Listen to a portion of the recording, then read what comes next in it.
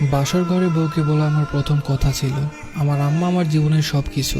আমি হয়তো আমার আম্মার থেকে বেশি কাউকে ভালোবাসতে পারবো না, কিন্তু আমি চেষ্টা করব তোমাকে তোমার জায়গায় সর্বোচ্চ ভালো রাখার, ভালোবাসার। প্লিজ আমার আম্মাকে কোনোদিন কষ্ট দিও না। বউ আমার দিকে ড্যাব ড্যাব করে তাকিয়ে রইল, কিছু বলল না। বয়সে ছোট মেয়ে, কষ্ট পেলো নাকি পেলো না ঠিক বুঝতে পারলাম না। আমি বিছানায় বসতে এসে একটু সরে গিয়ে জায়গা করে দিয়ে বলল, আচ্ছা আপনি কবে চলে যাবেন? আমি একটু অপ্রস্তুত হয়ে বললাম, আসছি তো 5 মাসের ছুটিতে। মেয়ে দেখতে দেখতে তো 1 মাস চলে গেল, বলতে পারো গুনে গুনে 4টা মাস আছে। এরপর আমি আমতা আমতা করে জিজ্ঞাসা করলাম, আমি তোমার নামটা ভুলে গেছি, কি যেন ডাক নাম তোমার? বলল রিনি। নাম বলেই খিলখিল করে হাসতে লাগলো আর বিড়বিড় করে বলল, আল্লাহ এ কেমন বর, বউয়ের নাম জানে না। সিঙ্গাপুরে থাকার সুবাদে বহু সুন্দরী মেয়ে জীবনে দেখার সুযোগ হয়েছে, কিন্তু খিলখিল করে হাসলে একটা মেয়েকে এত ভয়ঙ্কর সুন্দর লাগতে পারে জীবনে প্রথম উপলব্ধি করলাম।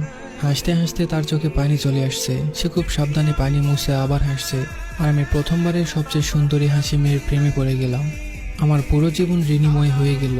বয়স কম হলেও প্রচণ্ড গোছানো আর মিশুক একটা মেয়ে, পুরো বাড়ির কাছে একা হাতে সামলাতে পারে। আমার মা বোনের আরাম আয়েশের দিন ফিরে এলো। এতে অবশ্য ঋণীর কোনো আফসোস নেই, আমি যতদিন থাকলাম ঋণীকে সাহায্য করলাম।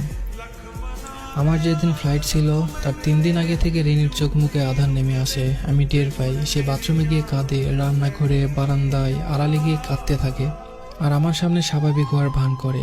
আমিও ভান করি। এই যে প্রিয়দের ছেড়ে যাবার কষ্ট প্রতিবার ভোগ করতে করতে আমি ক্লান্ত।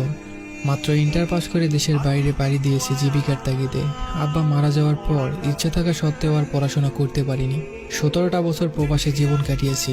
এখন আর হাউমাউ করে দুঃখ গায়ে মাখাতে মন চায় না, মনকে পাথর করেছি। তবে এবার আমার পাথরে মন কেন যেন গলে যেতে চাই। সিঙ্গাপুরে আসার পর প্রতিনিয়তই বাড়িতে কথা হয়, আম্মার সাথে, ছোট বোন রেহানা আর রিনির সাথেও। এবার মনটা কেমন যেন ছটফট হয়ে আছে, কাজে মন বসে না, বারবার বাড়ির কথা মনে পড়ে। মাস 3 পর খবর পেলাম আমার রিনি মা হচ্ছে। খবরটা পেয়েছে আম্মার কাছে। অনেকবার চেষ্টা করার পরেও রিনির সাথে কথা বলতে পারলাম না সেদিন। সে লজ্জায় আমার সাথে কথা বলতে পারছে না। আম্মা হেসে কুটি কুটি হয়ে আর বলে, কেমন পোলাপান মানুষ দেখ, 2 দিন পর মা হইব আর এখন এমন করতেছে। আমি শুনি আর হাসি।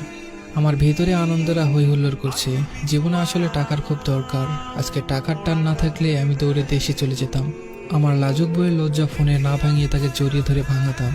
একটা সময় ছিল ছোট পোশাক পরা বিদেশি সুন্দরীদের উপর চোখ চাইতে না চাইতে চলে যেত, কিন্তু এদেরকে এখন আমার ফ্যাকাশে লাগে।